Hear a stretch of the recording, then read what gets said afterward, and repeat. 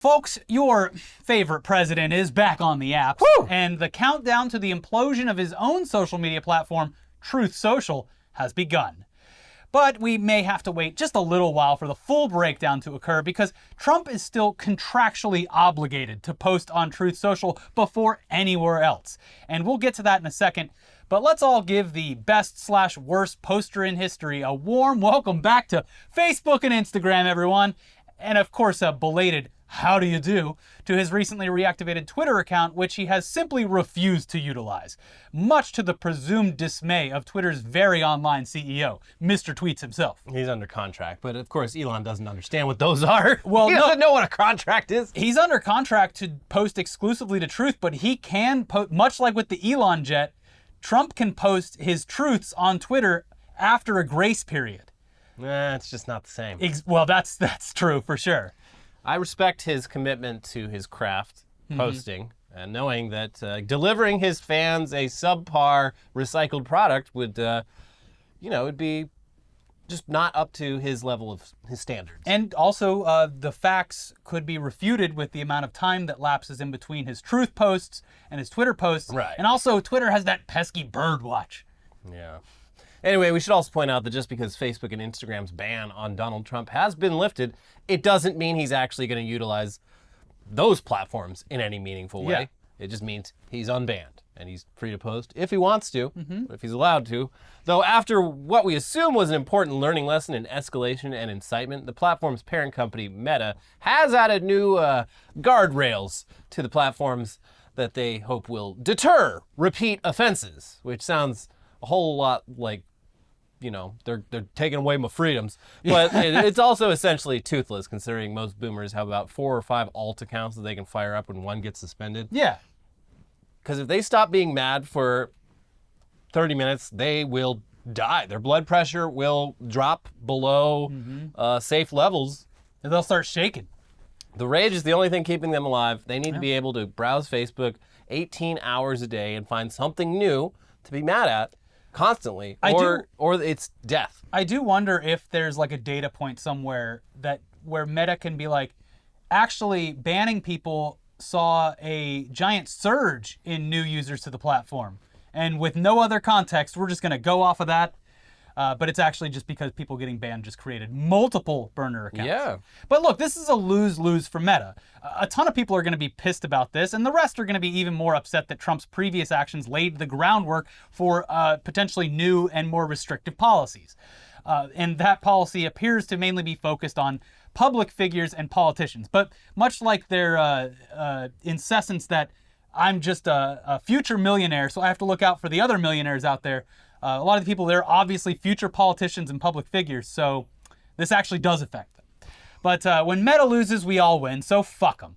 Here's the update from Meta regarding this decision, and then we'll get into how funny this is for anyone stupid enough to have invested in Truth Social when it launched. Here's some snippets of the full statement, which is way too long, and you can read in the description below, but this is from Meta's President of Global Affairs. Not my president. 2 years ago, we took action in what were extreme and highly unusual circumstances. We indefinitely suspended then U.S. President Donald Trump's Facebook and Instagram accounts following his praise for people engaged in violence at the Capitol on January 6, 2021. They consulted an oversight board who agreed with the suspension, but said that leaving it open-ended was a mistake. The statement continues, in response to the board, we imposed a time-bound suspension of 2 years from the date of the original suspension on January 7th, 2021, an unprecedented length of time for such a suspension. We also clarified the circumstances in which accounts of public figures could be restricted during times of civil unrest and ongoing violence, and introduced a new crisis policy protocol to guide our assessment of on- and off-platform risks of imminent harm so we can respond with specific policy and product actions. It then goes into whether or not Trump still poses a direct and immediate risk to public safety. And they decided that no, everyone cares about sexy M&Ms now. No one's paying attention to Trump. Turn the account back on. Let him cook. Yeah, quote, our determination is that the risk has sufficiently receded and that we should therefore adhere to the 2-year timeline we set out. As such, we will be reinstating Mr. Trump's Facebook and Instagram accounts in the coming weeks. However, we are doing so with new guardrails in place to deter repeat offenses. Like any other Facebook or Instagram user, Mr. Trump is subject to our community standards. In light of his violations, he now also faces heightened penalties for repeat offenses, penalties which will apply to other public figures whose accounts are reinstated from suspensions related to civil unrest under our updated protocol. In the event that Mr. Trump posts further violating content, the content will be removed and he will be suspended for between 1 month and 2 years, depending on the severity of the violation. I would assume that he's not going to learn from his past mistakes and that just giving him maybe a 1 month timeout that escalates into another 2 years, only going to upset him more. They're giving him just enough rope to hang himself. Yes. Anyway, I don't know about you, but we are already exhausted thinking of Trump posting and then people screaming about how he's being silenced or something, despite him literally doing what everyone said he should do in order to avoid moderation, which is start his own social media platform. He's already done He did that. the thing. So how is Truth Social doing? Well, based on Trump's lack of engagement on Twitter, where he has been unbanned for weeks, months, I'd say, so far it appears to be doing okay, meaning at least Trump is still using it. Yeah. Truth. But with the social media landscape opening back up to him, will he be tempted to post where more people can see it? You know, these people that get off on their haters engaging with their content, not just their fans. They were like, everyone was like, okay, cool. Now we have a place where completely unfiltered free speech platform, which turns out not very free speech friendly at all, but also just an echo chamber for people who already like Trump. So there's no fighting or trolling or anything, which is what really gets them off. If you fire off a hot take in the middle of the woods and no libs around, did it really happen? We don't know. So he's probably gonna he's probably getting off Truth at the first opportunity. The first legal opportunity. Yeah, but he's currently unable to do so in a meaningful way because he is contractually obligated to post on Truth Social. Yeah, it makes sense because he's literally the only reason that anyone would sign up for the platform. And we're sure that if he does return to other platforms, Truth will very, very quickly die out, leaving a bunch of investors holding the bag on a failed investment, as is tradition. I mean, who could have possibly seen that coming? It's almost like every single company with Trump's name on it has failed or been a complete fraud that only benefits the Trump name. Here's an article from Rolling Stone with more on what appears to be an inevitable transition.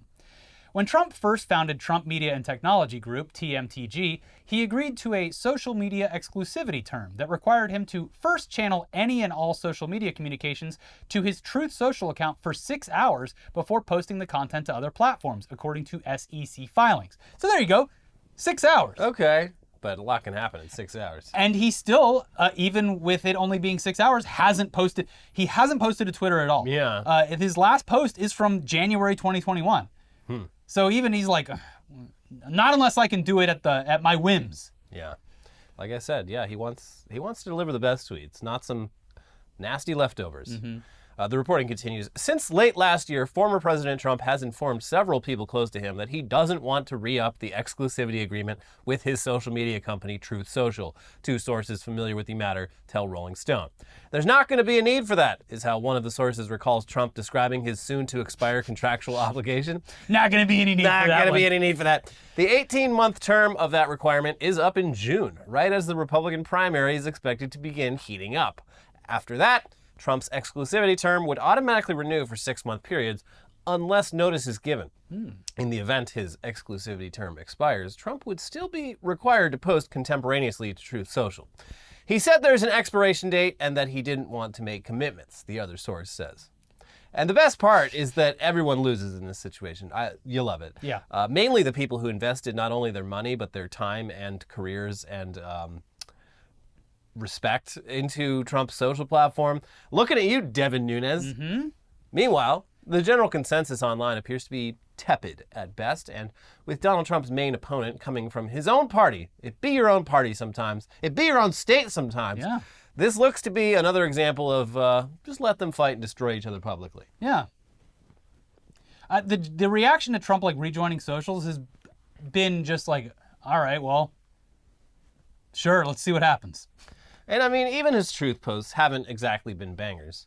No, they at the beginning everyone was pretty curious, but it's rare that you see a truth post like bubble up to any kind of mainstream consciousness anymore, aside from the saying that Diamond died of a big heart. But even that one, that was part of like the fact that there's no character limit on truth. It's like, I'm not gonna read all this. I gotta read all this fucking shit. I was checking it more when he was characters. posting directly to his website. He was posting tweets directly to his website. Tweets. I mean, those are hard to find though. That website is so poorly formatted. And no titles or descriptions on anything. Yeah. You just had to click the nonstop barrage of statements from President Donald Trump. But yeah, when he just launched, when Truth Social launched, it's like, okay, I'm excited to see all the screenshots of every post he makes on Truth. These are going to be bangers because this man hasn't posted anywhere in like a while, and just kind of not great. Like, I mean, realistically, especially with his recent appearances, I mean, obviously the man's really old, but the age is really starting to show on his energy levels. Because he is, in every appearance I've seen him in, pretty low energy and just annoyed that he has to be up and moving. Yeah, the man might be washed. Could be. He might not have the juice. And Ron DeSantis is going to hit him hard with that. Yeah. Yeah. You just don't got it, Don. We need a young, virile man. But we hear you loud and clear. Stop talking about Trump and get back to the real issues. Whether or not your Bored Apes actually belong to you when you purchase them. I miss when this was an NFT channel. Well, we have no idea if these latest issues trickle down to the mutant apes that you've created after utilizing the special serum, but we would assume that everything is fucked, and you're a stupid moron if you actually own any of these monstrosities. And by the way, it is apparently the 1-year anniversary of Paris Hilton's appearance on Jimmy Fallon, where they robotically showed off their very cool investments. Yeah, and it's actually, somehow the anniversary of All My Apes Gone came and went. That was in December of 2021. Yeah, which proves that this is all dead and gone. Yeah. A pipe dream that didn't pan out. We all killed the Web3 industry in just a year, and we are proud of every single one of you. They say that, the people united can never be defeated. And here, clearly that's true in this case. I don't want to give, too much credit here, but they did pick a fight with the wrong team, the gamers. They targeted gamers. They did. Anyways, here's your story about Bored Apes not belonging to you, or even apparently their parent company for that matter. Who do they belong to? According to Art News, by way of some recently unveiled court documents from a lawsuit where they are trying to sue someone else for using their art, Yuga Labs, the parent company of Bored Ape Yacht Club, said in a new court filing that it does not have copyright registrations for the 10,000 images that constitute the successful NFT collection. The new documents were submitted as part of the ongoing lawsuit between Yuga and artist Ryder Rips, who used images from the Bored Ape Yacht Club collection for his own NFT collection titled RRBAYC.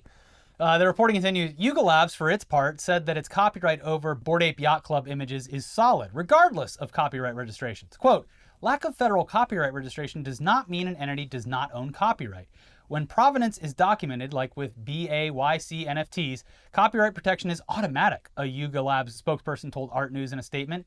It may seem odd that Yuga has stated to the court that it does not hold copyright registrations for the images. However, Rips filed a counterclaim asking for a declaration from the court that Yuga Labs didn't have any copyrights, which he believed to be relevant to his defense strategy. Yuga Labs then filed a motion to dismiss the counterclaim. And this is, the Ryder Rips thing is... he just flipped them to face the other way and sold them as NFTs. And it was like a kind of a thing to bring awareness to the fact that they were using a lot of white power and Nazi imagery. I remain skeptical and unconvinced by that whole thing. There's definitely some sus elements, but people got very tinfoiled up for that aspect of it. Yeah. Everyone has successfully dismantled Web3 without that, which is still fine. Like, this shit sucks ass. Like, I don't need it to be like Nazi adjacent to hate it. I already hate it with the full power of my hate. Yeah. Anyway, it continues. Yuga appears to be making a move to avoid the court ruling on whether large NFT collections can be copyrighted at all. If the courts decide that Yuga Labs does not own copyrights to BAYC images, that could be legally problematic for the company, Eric Van Loon, partner and IP trial lawyer with law firm Nixon Peabody, told Art News. If there was some language in the terms of service or if copyright was advertised when offering the NFTs for sale, that could be a real problem for Yuga Labs, Van Loon said. There's a number of claims that could be brought against them from people who bought their NFTs, such as false advertising and unfair competition.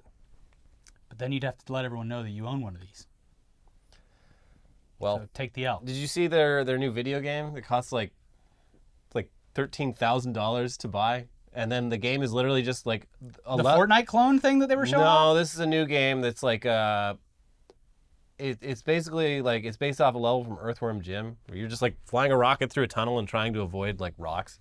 The most interesting thing about it to me was that the trailer for the game featured about like 5 seconds of gameplay, and the rest was just explaining like character progression and like microtransactions and how that all works. Like, it's just a new form of like gambling with just a little bit of gamification to justify. Yeah, but I mean, they're just hoping that a handful of people actually pay the price for this, so Yeah, they of course can they recoup will. their costs. Those I mean, whales. we kind of peaked with all of this in like 2008 whenever the first iPhone was released, and they had that app that was literally nothing more than a status symbol. The I'm Rich app. Yeah, Yeah. like this is just that rehashed over and over again. Yeah.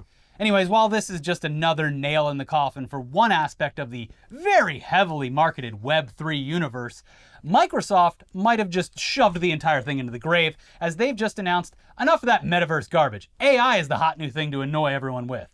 Microsoft is shutting down its metaverse, it's a shame because this metaverse in particular has already been shut down once before. And it was one of the early ones before people were using the term metaverse, like way before. Yeah, it was just a VR chat room, like VR chat, but different. Anyways, this move is further proof that the metaverse that major companies want is not the metaverse that's actually potentially appealing to users. They all keep trying to make this about work and productivity when people just want to dress up in ridiculous costumes and hang out a la VR chat. You're escaping reality. You don't want to go to work in these things. Well, the problem is there's no financial incentive for making something fun that requires constant maintenance and moderation. So they're just giving up and pivoting towards an already doomed model. Work from the metaverse. Here's PC Gamer with more. You may be feeling a sense of deja vu at news that social virtual reality platform AltSpace VR is being closed down. This almost happened once before after its developers announced in 2017 they didn't have enough funding to keep the servers on. Shortly after, they were saved by Microsoft, which acquired AltSpace VR in what seemed like a response to Facebook's pivot to VR. That renewed lifespan is about to end with the announcement that AltSpace VR will be sunset on March 10th. As we look to the future, the post from Team AltSpace VR says, we see the opportunity for VR expanding beyond consumer into business and now have an even greater goal, a more open, accessible, and secure version of immersive experiences in the metaverse. To achieve that, we have made the difficult decision to sunset the AltSpace VR platform on March 10th, 2023, and shift our focus to support immersive experiences powered by Microsoft Mesh. So their reporting continues, explaining the Mesh platform and showing a clear example of why fun can't exist if there's no way to monetize it. Microsoft Mesh is a mixed reality communication platform that's based on holograms, using 3D captures to let people work together as if they were in the same space. It's not the social experience AltSpace VR offered, however, which hosted club nights with live DJs, book launches, fashion shows, church meetings, language exchanges, stand-up comedy nights, and a lot of impromptu parties and gatherings. Microsoft Mesh is an explicitly business-oriented application of VR, one for work rather than hanging out. Remember all those things that made this unique? I want to see church in the metaverse. I want to see It's probably just as boring as church in real life. I want to see some like real evangelical Pentecostal shit. Yeah, that'd be cool. I want to see some speaking in tongues in the metaverse. Yeah. I want to see people having their illnesses healed by mega preachers who then- use like their chi. Well, to then launch they'll them. have to stop and complain that the gigantic Ugandan knuckles that's 70 feet tall is blocking the view of everyone in the back pews. Yeah. They just spit on me and called me the false queen. Anyway, let's pivot now out of virtual worlds and back to our own very real, very dumb world. Because a local restaurant over in Connecticut is getting a lot of attention for the dumbest possible reason. And we're just going to let you guess what that reason is. Yeah, so this is a breakfast spot called Woke. And no, the owners actually had no idea that the term had become so politically charged. You know, they just said, you wake up, you eat breakfast. Woke, sounds This is good. what happens when you never go online. Also, I can put an egg yolk as the O. Yeah, this is actually like wholesome because they're just like, yeah, I don't know, I don't read the news much. Yeah. So, yeah, surprisingly, not everyone is engaged in an online culture war. Instead, some people simply want to provide their community with a nice meal at a decent price. Although with Joe Brandon's egg prices, this place might already be facing headwinds. Yeah, those golden eggs are getting more and more expensive. They really are, and it's it's once again, it's when you look into it and it's like, oh, this is just another industry just seeing how much they can get away with by claiming like we're all tightening our belts around here. Great like, time to wait, pivot. You're still making record profits. What are you talking about? I know there's problems with this industry as well, but it's a good time to continue or start a pivot to plant-based options. Do they have good plant-based eggs? Yeah, sort of. Nah.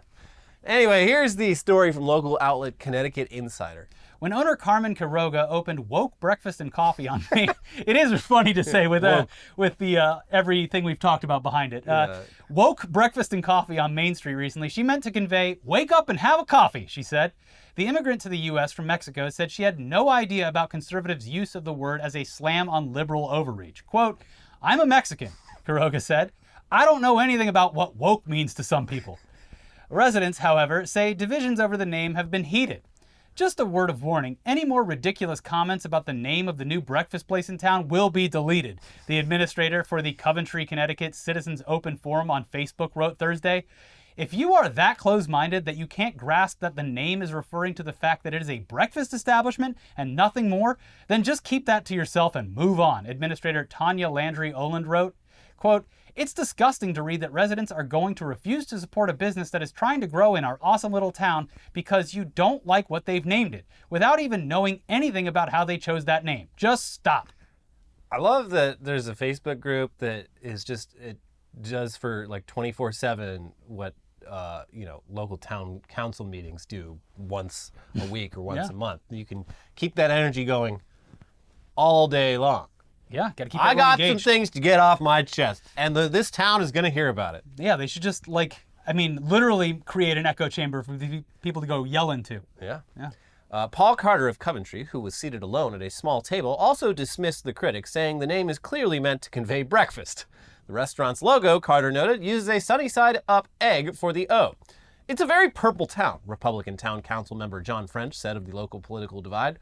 Still, French added, I am not a big fan of woke whatsoever. Shut up, fucking idiot. He said he would patronize the restaurant since the owner said she did not know the alternative meaning of the word. But French said the name will put off people with more center and center-right views who don't have the backstory.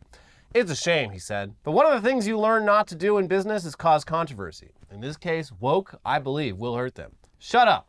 Motherfucker, your name is French. Your name is French. Yeah. Why don't you go surrender again, you fucking surrender monkey? But the implication is here, this guy might actually have experience with ignorant Republicans making fun of a name for no legitimate reason. Oh, that's I'm right. sure. The early 2000s were probably real rough for this guy. Yeah.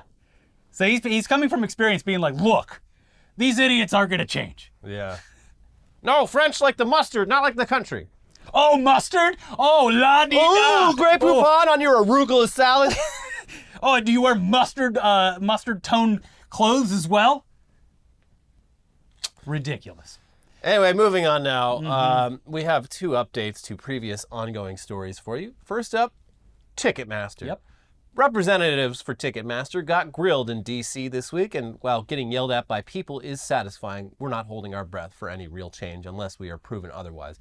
Though the session did provide a great example of an artist's personal experience with the ticketing and venue behemoth, and we think it's worth watching for anyone who still doesn't understand why this monopoly is so egregious.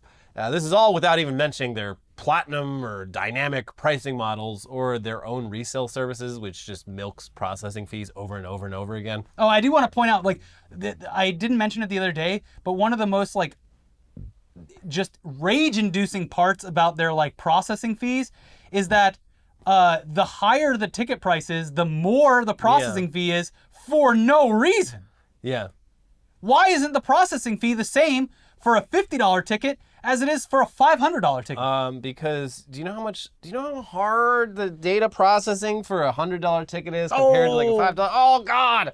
I guarantee you they would PR spin that as, that's just rich people offsetting the cost for the cheaper processing fees that we do for the cheaper tickets. Yeah, no, it's unjustifiable. It's terrible. Anyway, here's the clip of Clyde Lawrence of the band Lawrence testifying at the recent hearing. Most of the issues we face stem from the fact that Live Nation Ticketmaster often acts as three things at the same time: the promoter, the venue, and the ticketing company. Let's imagine we just played a sold-out show at a venue Live Nation owns and operates. When an artist plays these venues, they're required to use Live Nation as the promoter. Far from simply advertising, the promoter coordinates and pays the upfront costs to put together a concert, such as renting and staffing a venue and striking a deal with the performer. Since both our pay and theirs is a share of the show's profits, we should be true partners, aligned in our incentives. Keep costs low while ensuring the best fan experience. But with Live Nation not only acting as the promoter, but also as the owner and or operator of the venue, it seriously complicates these incentives. At the end of the show, costs will have eaten into most of the money made that evening, and due to Live Nation's control across the industry, we have practically no leverage in negotiating them. If they want to take 10% of the revenues and call it a facility fee, they can and have. If they want to charge $30,000 for the house nut, they can and have. And if they want to charge us $250 for a stack of 10 clean towels, they can and have. Once these costs, some of which went to Live Nation subsidiaries, are taken into account, the remainder is split between Live Nation and the band. In a world where the promoter and the venue are not affiliated with each other, we can trust that the promoter will look to get the best deal from the venue. However, in this case, the promoter and the venue are part of the same corporate entity, so these line items are essentially Live Nation negotiating to pay itself. Does that seem fair? The tickets were listed at $30, and our pay ended up shaking out to about $12 of each ticket. But in this hypothetical show, the fan did not pay $30 for that ticket. The fan paid $42 because Ticketmaster tacked on a 40% fee. And for the record, we've had them go as high as 82%. Yeah, and it looks like there's already at least been one positive change in the wake of this recent hearing, though it was completely self-imposed by the owner of some venues and not a new policy that Live Nation or Ticketmaster had enacted. One venue owner announced that they'll be removing the merch cut that bands are contractually obligated to hand over after a performance. This is a thing that I didn't know about, and it's like so upsetting. It's I worked doing this for a very long time, and it's like you're already playing a show, bringing all these people in, and they're like, oh well, if you want to sell merch in our turf, on our property, gonna need a taste. And at least back when I was working in the industry, it was 20%. It's like I would be okay with that if the bands were given an equal-sized cut of the bar tab, but doesn't happen. Yeah, we're bringing all much. These people in and getting, they're buying drinks and everything. It's nuts, and I have some stories about it afterwards. But let's read this article first from Digital Music News with more on the announcement. All venues owned or operated by Ineffable Live, Ineffable Music Group's live division and an alternative to Live Nation, will no longer collect venue merchandise cuts from artist merch sales. This new policy goes into effect immediately at all venues and shows owned or operated by Ineffable, including the Catalyst in Santa Cruz, Ventura Music Hall, Golden State Theater in Monterey, and many more. Quote, when bands go on tour, their revenue streams are almost exclusively a share of ticket sale revenue and band merchandise sales. Historically, the standard business practice in the U.S. for music venues has been to collect a percentage of revenue generated from merch sales, explains Ineffable's official statement regarding the updated policy. The myriad of expenses bands have, such as their travel, production, and health insurance, have increased significantly in recent times. The same can be said about the costs associated with printing and shipping t-shirts and other merchandise, the statement continues. Independent touring bands that have loyal fan bases rely on support from their fans via merchandise sales to make ends meet. The margins in merchandise are incredibly vital to the economic feasibility of touring. Ineffable Music Group CEO Thomas Cousins notes, we are on the ground and hearing from artists every day. We are seeing how much the costs of everything have gone up, from buses to hotels to flights. So even though the club business is a marginal business, any action we can take to help ensure a healthy, vibrant concert ecosystem is important. This industry only works if artists of all levels are able to afford to tour, Cousins continues. When artists are able to tour sustainably and fans can afford to buy a t-shirt because the all-in ticket price is reasonable, everybody wins. And that seems completely level-headed. It seems like a level-headed approach to making sure that bands will exist in the future so that you can have them in your fucking venue. And yeah, if you weren't already aware of this, I have legitimate years of experience with dealing with this. And there's two types of bands. Literally selling merch. There's two types of bands. Bands that want, they're like, just give whatever you want. And there's bands that are like, do not give them a cent and do whatever you can to get out of it. And there was competitions between merch people to see who could like take the most from the venue's cut. Like this is already happening. Venues will ask for like 20% with the implied knowledge that they're only going to get 10% because they're going to get ripped off by the bands. And they're not even ripped off. Just like it was insane for them to come and be like, oh, you guys made, I don't know, $500 or $1,000 on t-shirts tonight. We're going to take $200 of that. It's ridiculous. And like the one, like to put a pin in it, if an independent band is coming through, they're probably going to rip you off, and it's going to be justified. The only way that How do they do that? Just like lying about how much they made? Yeah, lying about how many t-shirts you sold or anything. It's probably different now because this is 15, 20 years ago. But anyways, the only way that this even makes a shred of sense to take even the smallest cut is that when you transfer from smaller venues to arenas and stadiums, then it becomes impossible for you to sell merch because there's like 10 different merch things. There's semi trucks outside that sell it. So in that case, the venue does operate the entire thing. They have dozens of people counting in, counting out, operating all the different merch stands. In that scenario, I guess, yeah, that makes sense. But when it's one person selling t-shirts off of a coat rack in the basement of a venue, and then you ask for 20%, like, you're going to get ripped off and you deserve it. Come on. Yeah. Anyway, let's round out today's show with the update you were all waiting for, an update about everyone's favorite company, MoviePass. Yeah. The dead don't die. Nope. They've gone nationwide again and are testing out another new unlimited movie screening model again. Woo! Does anyone think it'll be different this time? No. Well, they do, I think. Anyway, also they've been suspiciously quiet regarding their big collaborative NFT and Web3 project that was not only supposed to launch around the same time as the beta, but was also like going to be the cornerstone of this entire relaunch. Yeah, they're like... Weird, haven't really brought that up since then. It is strange, huh? Back then, you could just say Web3 in a product pitch, and MoviePass is back, baby! the VCs would get their checkbooks out and be like, that's right, that's the future, but not so much anymore. Anyways, here's more from CNET's reporting, hopefully human reporting. Yeah, we don't know if this is written by may an or AI may or not have been written by an AI. The new MoviePass is expanding its beta nationwide, and it's considering bringing back the Hallmark all-you-can-watch plan that made it famous, just this time at a higher price than $10. The nationwide beta is currently available to anyone who signed up for the service's waitlist last summer. Damn it, I should have signed up. MoviePass CEO Stacy Spikes told Insider that those joining the beta may experience some glitches that engineers are working on, and a wider relaunch is expected this summer. Who's ready to be confused about their pricing all over again? Let's do it, let's go. Well, it's actually pretty simple. Duh. Here's the article again. This new version of MoviePass uses a credit-based system instead of flat-rate pricing, with plans varying based on geographic region. The New York City-based plans that I'm able to see start at a $20 basic level for 68 credit, which MoviePass says should translate to 1 to 3 films per month. The most expensive plan offered is the $60 Pro level, which MoviePass says should allow for one movie per day under the equivalent of 1,240 credits. Unused credits will roll over up to a maximum of 2 months worth based on the selected plan. Outside of New York, MoviePass says its cheapest plan could be as low as $10. Could.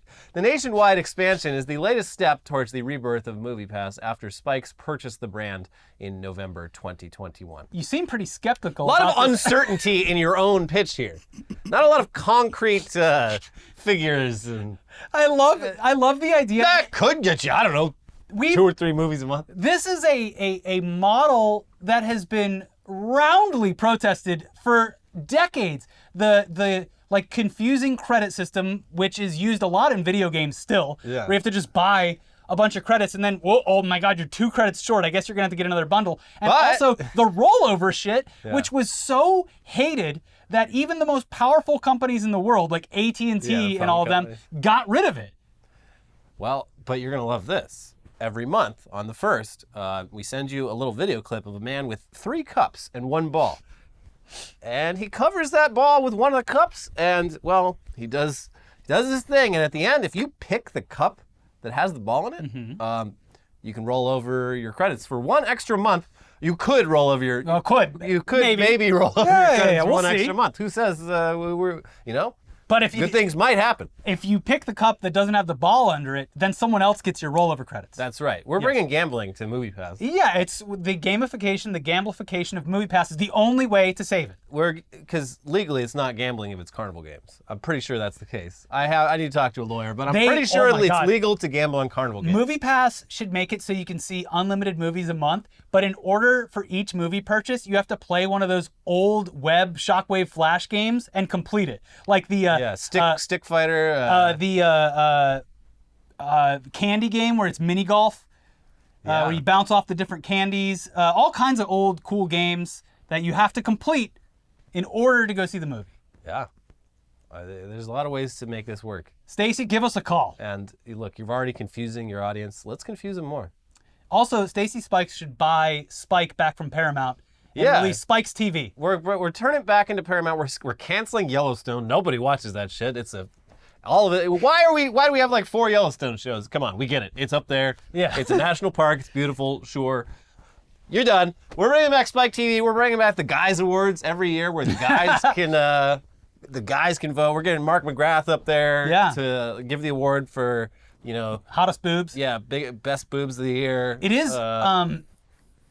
It's not funny because I do appreciate the beautiful natural landscape of wherever the hell it takes place, Wyoming or Montana or whatever, Wyoming. But just like with Breaking Bad, Yellowstone has really hit a peak in its 4th season, and just like Breaking Bad, they're getting a lot of unwanted tourism because of its popularity, and it's actually going to have someone's going to get effect. fucking killed. The people, at least in Montana, the people there are very fucking hostile to anyone, especially Californians. Well, the show explains that Yeah. in multiple different plot lines, and it's basically creating its own fate. Like, people are going to want to go there and see the things from the show. Yeah. Those things mostly being fields.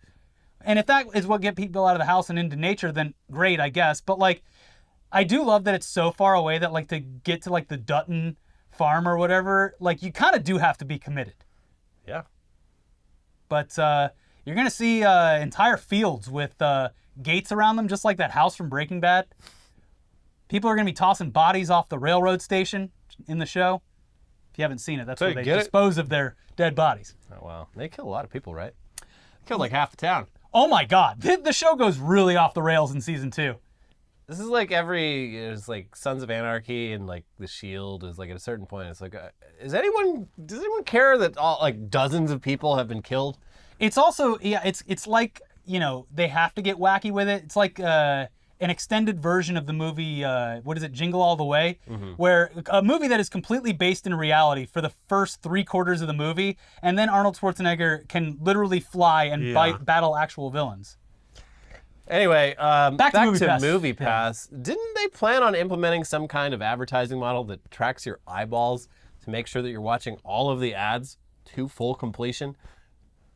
They're going to be really upset when they see what NVIDIA Broadcast has released in their latest update. Because, Stacy Spikes smashing. Yeah, he's going to be wearing the barrel next. Anyway, if you're not sure what the hell we're talking about, good news. We have a video, a whole episode about tech news that will pop up on the side of our faces in just a second. It's all about AI and its consequences. But first, be sure to like, favorite, subscribe, share, post to Dig. Yes, make sure it's dug up.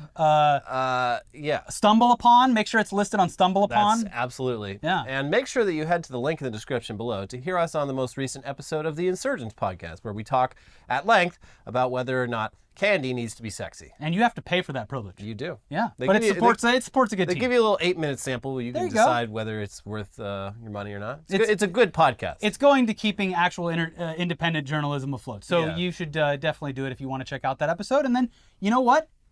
You get more episodes. There you go. It's a good show. Anyways, our episodes are now up on the side of the screen. You can take a look at those. If not, we'll see you soon for some weekly weird news. Bye-bye.